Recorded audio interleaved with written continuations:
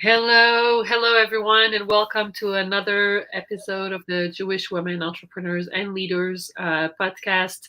Welcome to that special series on supporting Israel. We have decided to do what we can. I wrote a post not too long ago. I said, I'm not a soldier, I'm not a doctor. I can't really change anything to the situation. I can just bring my expertise and competences and try to do as best as I can, which I think everyone is, considering the situation in Israel right now. And one of the things that we feel is very important in this podcast, but also in the whole global network of Jewish women entrepreneurs and leaders, is to support small businesses in Israel who are actually in another front. Yes, there is the war front, and yes, there is all the people that have unfortunately lost loved ones or are still waiting to hear. And we have, I mean, there's so much going on. But among all that, there is also small business owners who are fighting for their livelihood, who cannot basically, pay their bills at the end of the month. And I have the honor, I was going to say pleasure. I mean, it's always a pleasure. I just wish it was under other circumstances, but it is what it is. And I have the honor of having Debbie Sassen, joining me today to have this conversation on how can we support Israel, and more specifically, how to support small business owners in Israel. Hi, Debbie. How are you? Hello, I'm good. Baruch Hashem. Good afternoon. I mean, good under the circumstances, which are out of the ordinary. Exactly. It's a very tricky question, I find, to ask, how are you these days? Yes. Such a simple question, and yet we don't always know how to answer.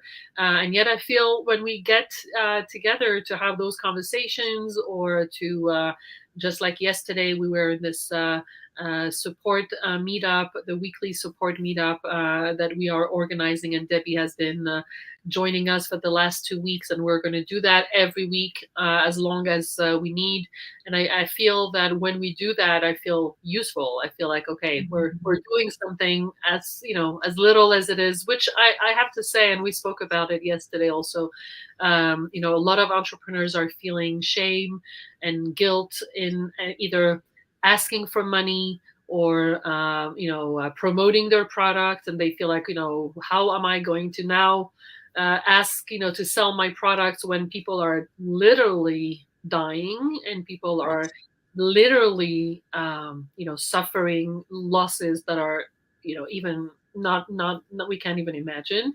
And you and I know, Debbie, we're on the same page, that we've been really trying to support those small business owners and tell them that they have every right to promote their product and services, because this is their livelihood. And if we don't have money to pay our bills at the end of the month, then we have a whole new level of of horror story that is Right. that can happen. So I know you're a business coach, and I know you have clients. And my first question to you is, what do you see in your clients? What is the how is it impacting them? How do you see that they're able to overcome what everything that's happening? What do you see around you in the small business owners, specifically in Israel? Okay, so I want to point out that I work with service providers. I don't work with product owned businesses, and there is a little bit of a difference sometimes, right? If you have a product that people could buy to help people, serve people, I don't know, let's say you sell toys or clothes, and you can offer your services to go, support families that are displaced or whatever. But I think the biggest thing coming up is people don't want to feel sleazy. They don't want to feel opportunistic. They're like, I can't sell. There are so many other things happening in the world. How can I show up? And I just want to differentiate between people who are still having an acute trauma response, which means they're fight, flight, freeze, right? They're just like physically, emotionally, they don't have the bandwidth to show up. And that's different. But people like you, like me, that we're showing up and we're doing our work. And I am totally on board with you. Like when we show up, when we serve, when we make money, First of all, we're supporting our clients. Like, right, there are people in the world who want what we have, who want our services. And when we keep ourselves small, we don't help them to find us. We don't help them to advance in their businesses. Or let's say you are a health coach, you're a life coach, you're a real estate agent, right? There are, like, really, life goes on, businesses go on. And like, I hired someone this week, someone, I just signed a new client today, right? People even in Israel are reaching out to me who want to grow their businesses. So we have to appreciate that. Yes, there is a tragedy of epic proportions that's happening. And we don't want to bring, like, exactly like you said, we don't want to have like the financial constraints here. So specifically, some of my clients have seen with their existing clients that they might, if they're like a coach, they might, some of their clients might have been canceling sessions. So they've had free time in their calendar, which on the one hand might have been good if they need to do their own emotional processing. So it's been helpful for them to have free time in their calendar. Or depending on where they are, it could be time that you use for doing some foundational work in your business, because sometimes we're just like out there serving, and we forget to take care of our business. I know you and I both talk about, whether it's, working in your business, working on your business, or, the income generating activities, the long-term growth activities. So, just getting stuff done to tighten up your email list or put an email list, or things that you can be doing right now that you might not have time normally when you're going out and you're marketing, you're selling, and you're serving your clients. But I think that the biggest question is knowing or believing that it's okay to be selling. Like, oh, it's okay for a pizza shop to be selling. It's okay for toy shops. It's like there are certain things, people, that it's okay, but the fear of being judged, being criticized is real. And I think the one message that I want to put out there is there's like half a world of people out there who are judging Israel right now. Like, we're living in that reality. So we're already being judged. And Israel shows up and we do our job. We keep telling the truth about what's happening, even though the squad in the United States is out there, and let's not even talk about them, a waste of hot air. Um, but like, we have to keep on showing up for our country. And business owners, like, yeah, somebody might judge you, but if somebody's going to judge you, they're not your ideal client anyway. Yeah, Like, be willing to show up for your people. Maybe one, like 10% of the people will judge you, but there's 90% of the people that are looking for you right now. Or they're yeah. not looking for you, but they'll see you and they'll be back later because you've decided to show up and share what you do. Yeah, definitely, definitely. I agree. And this is something that I said yesterday also in that weekly support meetup, that, it's not whether or not you're going to promote your product, it's how you're going to do it. Mm, Of course you want to be sensitive, and of course you want to start by saying that you hope everyone is safe, and of course you want to be considerate, and you want to take what's happening into account. Of course, we're not saying just do as everything is normal and just go out and start a new campaign and brag your product. Of course there's a way to do it in a way that is respectful, that is mindful, right. Mhm. and I think that people feel that when you come with your own emotions. And even I think, even that's what I said to one of my clients. I said, even coming up to your clients and saying, I don't know what to say, I don't know what to Mhm. do, I don't know how to deal with that. Just being honest with what's happening with your emotions, and maybe even finding ways to pivot your business in a way that could help. But I want to ask you another question, and I know a lot of people are comparing what's happening now with COVID, right? Because Mhm. COVID, we had a lot of those questions. At least for business owners, it was also like, how do we pivot? How do we go online? How do we? I find that, at least for me, COVID was much easier. It was a strategy question. It was, I mean, of course, if you weren't hit, if you didn't have any health Right. problems, course. Or if you Uh, weren't in the if you weren't in the travel industry, like there's certain industries that were hit very hard, but for people right. like you and me, that we could continue working online and Yeah, doing what we or, do. or even in the travel industry, the question was, do I pivot? Do I start with an Right, online course? Do I, right. and I find, I mean, I know my mind at the time, my strategy business mind went really like all over. I was like, yeah, this is okay. We can grab this by the strategy and we can pivot and find a new way, a new business model and a new offer. And I actually had, motivation. I feel that today, this crisis, or even, not even a crisis, but whatever it is that we're going through, is so powerful in terms of how it's touching us. Uh, Hmm. that I don't even know if there is a resource right now for people to strategize or to think of other ways. Meaning, what I'm saying here is in COVID, we were attacked on our body, on our health, and Hmm. those who were attacked by, that they had to take care of their health, but those who weren't had their mind safe. There was something. I mean, there were anxiety and all that, and I feel like now it's another level of attack on our emotional safety.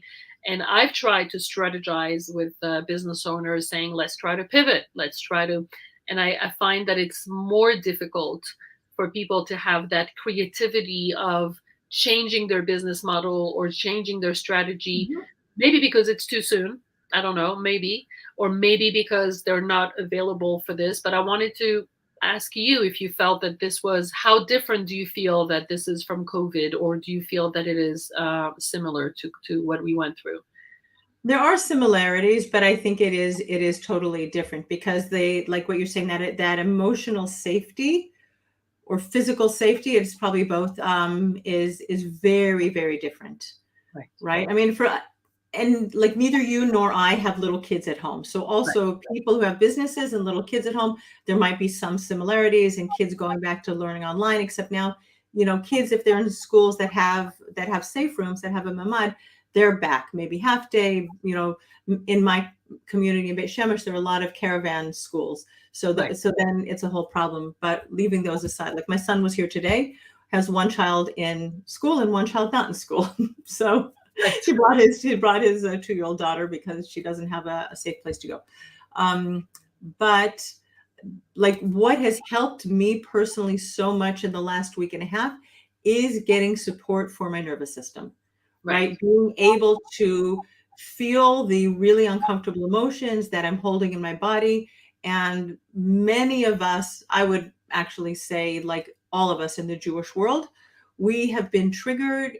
Inherited generational trauma has been triggered in every single one of us. If you're like in my family, my father was born in Nazi Germany, all my grandparents were from Nazi Germany. That trigger of your life, has been, and I know I feel that inside of me, but you could have come from Tehran, from Iran, from Iraq. Like it doesn't, you could have grown up on the Lower East Side in New York even before the Holocaust. Like that safety deprivation, not having money, like that lives in our bodies. And when there's such a huge massacre, like that will trigger a trauma response. I recorded a podcast where I spoke about the 3 different stages of trauma: acute trauma, when you're in the fight, flight, freeze, or then we move to, sustainability, like as we move out of it, and there's like a place where you kind of like float in between trauma and sustainability. And then there are times when you get triggered, maybe like a flashback or something like that. And I think many of us, besides just being in fight or flight right now, we're also having like triggers from past events. So that is hugely different from what happened during COVID, and that will shut you down, and you'll not be able, like physically, emotionally, like they talk about bandwidth. You won't have the bandwidth to do anything. You'll just like stare at your computer, wander around the house, maybe even wonder why you're not getting like your laundry done or your dishes done, because your body is kind of frozen. Yeah. So any That's support you can get for that is huge, to like allow yourself to feel what you're feeling, not to judge yourself, not to should yourself that, oh, I should have gotten over it already. I didn't have anybody who lost a life. I don't have any family members in the hospital, right? Like yeah. but you're feeling it. So honor your feelings and your body and what's happening. Definitely, and I'm so happy that you're talking about the whole Jewish people, because of course us in Israel, of course we're physically attacked. There's no other way to say that, and the massacre happened, geographically here. But I know for a fact that Jewish people from all over the world are feeling it, just like you're saying, and they're collective and conscious. This is the Yeah, collective and conscious of our people, yeah. and I feel that we have to support each other. They need to support Israel to feel good. We need the support from their support. And talking about small business owners, we spoke about an initiative that, and I know there are more than one, but the ones that we already spoke in our last episode with Aliza Naon, who put together a list of small business owners, Israelis, Hmm. because there was this demand or this request from Jewish people from abroad to help and support. And I feel that yeah, it is a trauma on our people. It is a trauma. I mean, we also hear all the anti-Semitic events that are happening around the world right now, and so yes, we are geographically targeted, but we also targeted as a people. And I know that the trauma that you're talking about is also happening for people that are not necessarily geographically here. So it's Yes. important to include them. And this is also, a time for us to say, if you want to support Israel, of course, there are tons of ways to do it. Mhm. We're here to say that you can also support small business owners by just buying a product or a service from an Israeli Mhm. business owner, and you would get the service, you would get the product. It's not a donation. You would get everything you would get normally, but by doing that, you're also helping Israel Mhm. and small business owners. Right. Another question I wanted to ask you, Debbie, is you've been very vocal on social media with everything that's happening, and unfortunately, people that are against us or against Israel. And you've, I don't know if you found your voice, but at least you have a voice, on social media, answering and being pretty bold in not being afraid and saying, well, if you don't agree with me, I'll remove you, or I'll have less followers. And I think that a lot of people are asking themselves, whether it's Israelis that have non-Jewish clients and don't really know how to respond or behave, or Mhm. Jewish people outside of Israel who have to deal with non-Jews and have to deal with people that are maybe attacking them or maybe attacking Israel. And I know that being on social media could be kind of scary nowadays. So I Right. wanted to ask you, how did you deal with it, and what is your, if you have any tips or advice for people on how to behave on social media nowadays? So I'm going to go back to safety, like find your own safety first. Like I think it's really important to show up in support of Israel. I also want to say something else. Like my online journey, I've been online for, I don't know, 7 years or something. I've been here for a long time. And back in the day, I didn't want to talk about being in Israel. I didn't want to talk about being Jewish. There were, but listen, your podcast is the Jewish Woman Entrepreneurs and Leadership Podcast. I changed the name of my podcast this year to the Jewish Entrepreneur Podcast. So you and I are both already flying our flags, right? People already know who we are. So I don't have anything to hide anymore. Right? Like I already like dealt with that, but maybe some people didn't. But part of my journey was that I don't want to have clients who don't like me and hate me, right? So I just may as well fly my flag, my Israeli flag, share my opinions, who I am. Like if you and I don't agree, then it's best that we don't work with each other. It's beshert, right? We shouldn't be working with each other. There are enough other people that you can work with. There are enough other people that can work with me. There are 8 billion people in the world. There are 15 million Jews. Like none of us can serve 15 million people if you only serve Jewish people. Like that's a really fully booked calendar. So like also just like believing, trusting in God that he can give you exactly the clients that you need, that you want, that you're supposed to have. Um, but I felt very much that I wanted to be my own little PR representative for Israel. I mean, there are people out there that are doing in the tens of thousands or hundreds of thousands. I mean, I've just got my little teeny tiny network. I think it was part of my trauma response, my fight response. That was like, I'm out there, I'm going to talk about it. I feel very angry and indignant about what's happened and what continues to happen. But that was like the first week. Last week, I was out there a lot. And then I saw that it was like this week that it's taking me down the drain a little bit with my energy. And I do have my clients that I want to serve, things that I want to advance in my business. So I significantly pulled back. I haven't written a post, I don't think, that came from me. From my mind, I've been sharing a lot of posts, but I haven't gotten back to, maybe like when I was in that like fight energy, then all of the thoughts and all the indignation came up and I was able to to write it, and now it's just not coming. But I still think it's important, even if you're reposting and sharing, because maybe you have one or two people who are connected with you that aren't connected with Noah Tishby, right? Who's very out there, very vocal, or not connected with Hello Fold, or not. Maybe I have maybe non-Jews who are following me, and I know I look sometimes at my Instagram stories who's following me, and there are people who probably aren't on those other lists. So, and I really don't spend a lot of time, measuring my vanity metrics. I don't really, know how many people are watching my stories all the time. But I think it's important. And I think it also helps you create a relationship with your ideal clients. When your ideal clients know that you stand behind Israel and you're, this is your thoughts and belief. I think it also, there's a magnet, it attracts like. And you can be like, oh, Debbie stands for Israel and Natalie stands for Israel. And oh, they will feel more connected and they will trust you. I mean, and not in a sleazy, manipulative way, like I'm doing this to attract my clients, right? But just because we want to be very authentic to who we are. So, Exactly. Exactly. I mean, I totally, agree with what you're saying. I like the fact that you're putting things in perspective with the emotional balance. Like, yes, be out there, but only if you can. Don't like force yourself to be out there. You have to listen to yourself first. I was talking to a past client. I offered, support to my past client. I said, if you need help, reach out. And one of my past client who's becoming clearly an influencer, uh-huh, and we had a session about it, her becoming an influencer and what it meant. And today I told her, well, this is the other side of the coin. She was hesitating, how to position herself. She's obviously an influencer, not only in the Jewish world, um, and um, and so now it's time. Now it's money time. It's like now it's not only the good, the easy aspect of being an influencer, of having more visibility and being able to have a bigger impact and being able to help more people. But now it's also the time that you have to face what you're thinking, and your voice is going to matter, what one way or the other.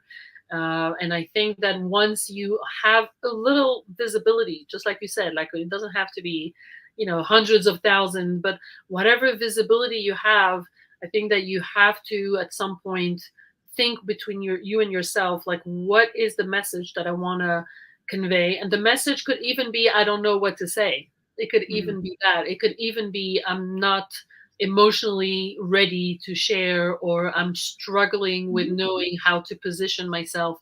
But I think that when you have a little visibility, you have to say something, not only because, like you said, you're also aligning yourself with your audience, but also because you're aligning yourself with yourself, with who you right, are, in an authentic way.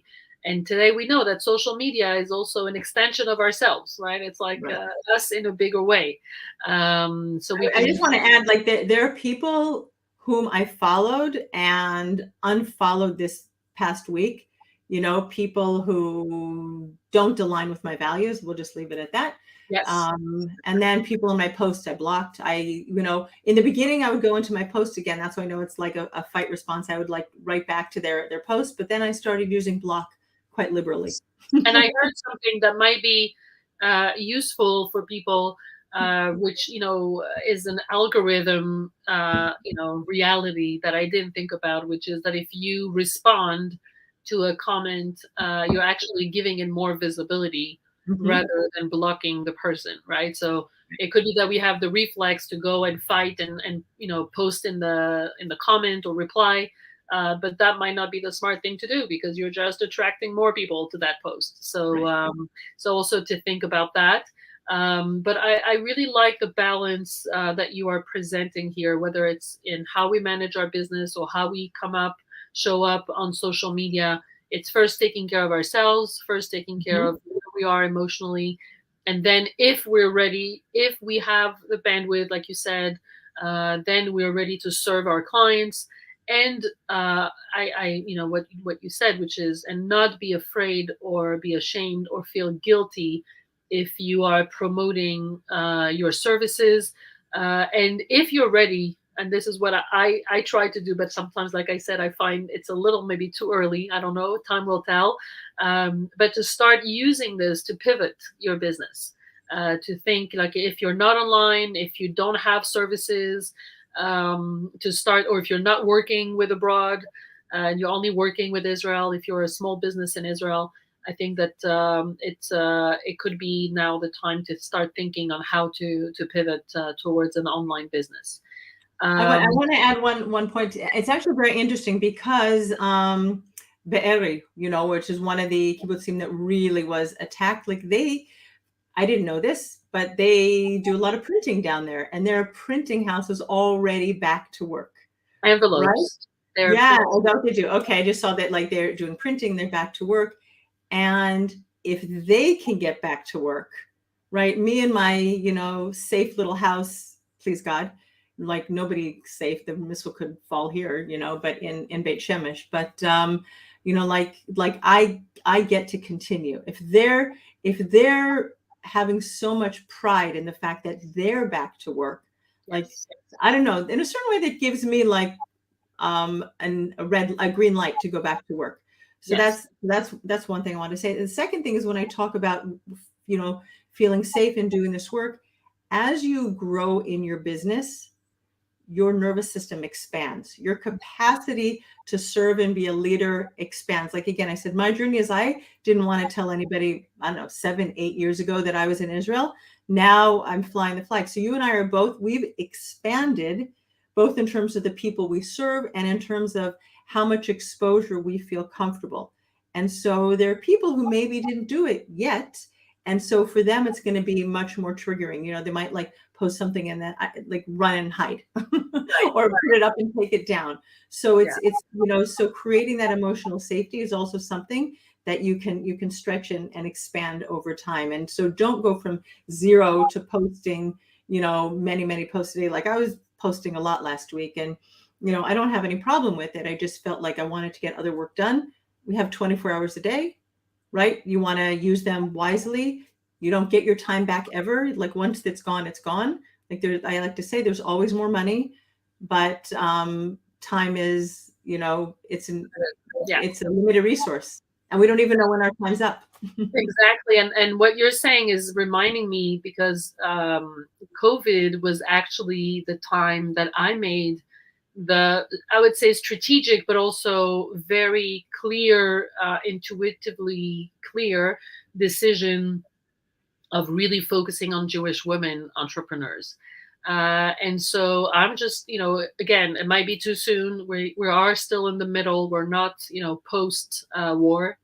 We don't know yet when that will be, but it could be that this is also a way to have like a shortcut to seeing clarity into who you want to serve, Yeah. because sometimes those trigger can be so powerful that all of a sudden, not all of a sudden, but you're like, okay, now it's clear, this is who I want to serve. Hmm. And so I would add that, be open to those clarity, thoughts or intuition that come to you in those times, because unfortunately, I mean, we don't ask for it, but unfortunately, our senses are much more acute in those times, and so we're very connected to ourselves, and so things that come up might tell you something that maybe before it was more comfortable to hide or to put Hmm. on the side. And again, we're not asking for it, but if it's here, then we may as well use this as a time for seeing clearly something, things that are inside of us. So yeah, I that's like that. thank you, Debbie. Thank you so much. Thank you for being here today and sharing everything that you know and your expertise with other small business owners. We are going to continue with our weekly support meetups. I know that you are an expert, and again, I'm saying, oops, volunteering. Sorry, that's an alert. I also have Beersheba because my daughter is in Beersheba, so it's it's ringing a lot. But I was going to say that yeah, we have all those experts in our group who are all volunteering and are all giving of their time, like you are, and giving of your expertise. I'm trying to remove the thing, but it's not. Sorry about that. And so I wanted to thank you, just like all the other experts that are really generously giving of your time and of your expertise. And I know everyone is doing their part, but we have to thank everyone. It's not because everyone is doing their part that we're not thanking. So we will continue with the weekly support. I hope that you'll be with us because a lot of people are also coming to be I look forward to it. In your room and in your on your table, whatever tool we use. And we will continue with those podcast episodes to shed a light on business owners, small business owners, initiatives that could help business owners. This is who we want to help, and this is who we can help. So this is what we do. So thank you so much, Debbie. One. Thank you so much, and we You're will so see welcome. you. Shabbat Shalom. It should be a quiet Shabbos for all of Israel. Exactly. Thank you so much, and we will see you in the next episode of the Jewish Women Entrepreneurs and Leaders podcast, which will be on Sunday, the live episode. But if not, you can always catch it on all your podcast platforms. Thank you, Debbie, and stay safe, everyone. You too. Thanks. Bye.